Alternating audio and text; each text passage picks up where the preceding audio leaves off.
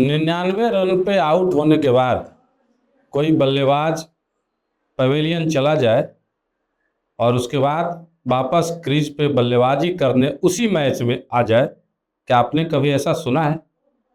क्या इतिहास में आज तक कभी ऐसा हुआ है? दरअसल जदयू में खींचतान के बाद पूर्व मुख्यमंत्री नीतीश कुमार काफी एक्टिव हो गए। सुबह सुबह अपने डिप्टी चीफ मिनिस्टर विजय चौधरी के आवास पे चले गए। वहां जाके उनको कहा कि भाई शाम में आइए और बताइए कि क्या क्या चल रहा है। उसके बाद अचानक जदयू कार्यालय पहुंच गए, वहां औचक निरीक्षण कर लिया, कार्यकर्ताओं से मिले। इसके बाद मीडिया में ऐसी खबरें चलने लगी कि नीतीश कुमार फॉर्म में आ गए। नीतीश कुमार कभी भी कुछ भी कर सकते हैं। एनडीए में सब कुछ ठीक ठाक नहीं चल रहा, नीतीश कुमार कभी भी पाला बदल सकते हैं। लेकिन क्या आपने कभी सुना है कि 99 पे आउट होने के बाद कोई बल्लेबाज पवेलियन लौट जाए और उसके बाद वापस उसी मैच में दोबारा बैटिंग करने के लिए क्रीज पे आ जाए? वो और दौर था जब नीतीश कुमार ने जीतन राम मांझी को मुख्यमंत्री बना दिया। उसके बाद फिर उनको मुख्यमंत्री के पद से हटा दिया और खुद मुख्यमंत्री बन गए। जीतन राम मांझी तब उनकी ही पार्टी में थे और जीतन राम मांझी को उस वक्त हटा देना बहुत आसान बात था नीतीश कुमार के लिए। लेकिन अब दौर बदल गया है, बिहार की सियासत बदल गई है। अब जो मुख्यमंत्री की कुर्सी पे है वो नीतीश कुमार की अपनी पार्टी से के नेता नहीं है। अब कुर्सी पे बीजेपी का नेता है जिनका नाम सम्राट चौधरी है और सत्ता की बागडोर पूरी तरीके से बीजेपी के हाथ में चली गई। अब दौर बदल गया है।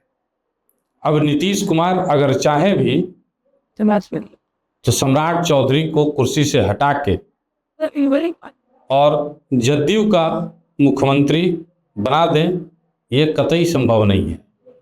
या खुद मुख्यमंत्री बन जाए, ये भी अब संभव नहीं है। नीतीश कुमार आउट हो गए। बिहार की कुर्सी पर 20 साल बैठने के बाद 21वें साल में नीतीश कुमार क्लीन बोल्ड हो गए। उन्होंने खुद ही सत्ता का हस्तांतरण कर दिया। अब वे कैसे जनता को समझाएंगे, कैसे लोगों को समझाएंगे? और अगर ऐसा उन्होंने सोचा तो क्या जदयू पार्टी उनके साथ आएगी? ये भी सोचने वाली बात है। पूरी जदयू क्या नीतीश कुमार के साथ जाएगी? आपको क्या लगता है? ललन सिंह और संजय झा जैसे नेताओं ने जो मेहनत की है, अपनी ही मेहनत पे पानी फेर देंगे? आपको क्या लगता है कि बीजेपी के जो चाणक्य हैं अमित शाह, वो अपनी पार्टी के हाथ से सत्ता को ऐसे ही जाते देखते रह जाएंगे, कुछ नहीं कर पाएंगे?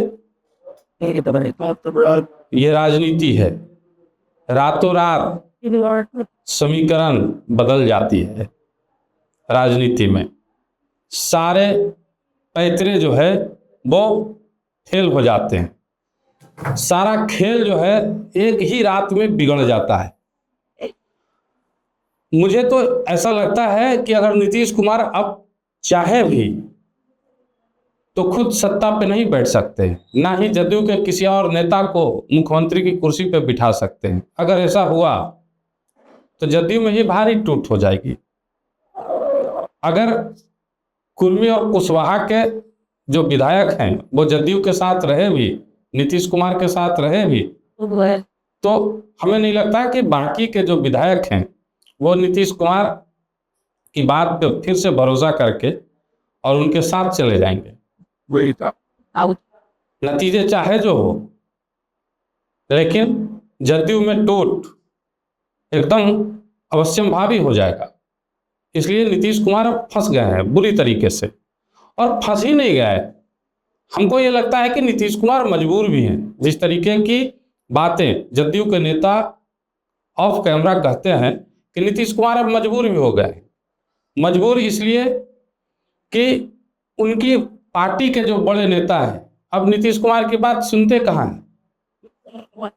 कैमरे पे या जनता की नज़र में दिखने के लिए बातें चाहे जो हो, चाहे वो नीतीश कुमार का कितना भी गुणगान कर रहे हैं, चाहे सम्राट चौधरी ये क्यों ना कह दें कि बिहार नीतीश मॉडल से ही चलेगा, लेकिन पिछले एक महीने में जो क्रियाकलाप है सरकार का कहीं से नजर नहीं आ रहा। बड़े बड़े पत्रकार, बड़े बड़े जो विश्लेषक हैं वो कह रहे हैं कि सम्राट चौधरी बीजेपी के नक्शे कदम पे चल रहा है, नीतीश कुमार के नक्शे कदम पे कहाँ बिहार अब चल रहा है। और